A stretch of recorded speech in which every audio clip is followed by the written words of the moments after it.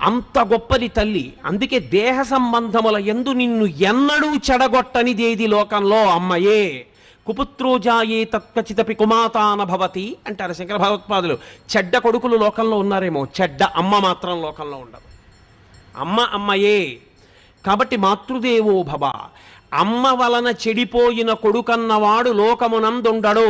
అమ్మ యొక్క గుణగణములు నువ్వు విచారణ చెయ్యవచ్చా? నీకు అధికారము లేదు. ఒక కొడుకు అనిపించుకున్న వాడికి ఉండవలసిన మొట్టమొదటి యోగ్యత ఏమిటో తెలుసా?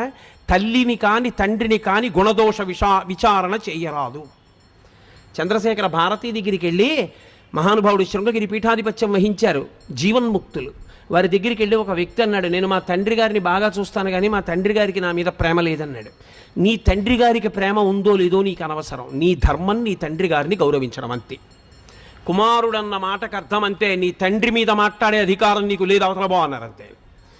కాబట్టి తల్లి నీ చెడుగుకి నీ పతనానికి ఎన్నడూ కారణము కానిది, అథవా నీ ఉన్నతి కొరకు నిరంతరము ఊపిరున్నంత కాలము పాకులాడునది. అందుకే మీరు లోకం సృష్టిలో విచిత్రం చూడండి. సనాతన ధర్మంలో భార్యకి పరదైవం ఎవరు?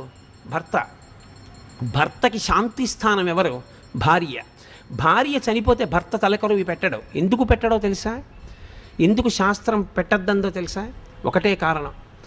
ప్రాణ అపాన వ్యాన ఉదాన సమాన నాగ కూర్మ కృకర ధనంజయ దేవదత్తములని 10 వాయువులు ఆశ్రయించి ఉంటాయి శరీరాన్ని. ఇప్పుడు నేను వాటన్నిటి గురించి వ్యాఖ్యానం ఏం చెప్తాను కానీ, వ్యానం అని ఒక వాయువు ఉంటుంది. అది పాడుపడిపోయిన స్థలం మీద ఇది ఫలానా వారికి చెందినది అని బోర్డు పెట్టుకున్నట్టే ఇంకా ఈ శరీరాన్ని వదిలిపెట్టకుండా అంటి పెట్టుకుని ఉంటుంది వ్యానం. అందుకే జీవుడు ఇంకా తిరుగుతూ ఉంటాడు. ఆ వ్యానము వదిలిపెట్టాలి. వ్యానము దేనికి వదిలిపెడుతుందంటే, కొడుకు వచ్చి హోమం చేస్తాడు.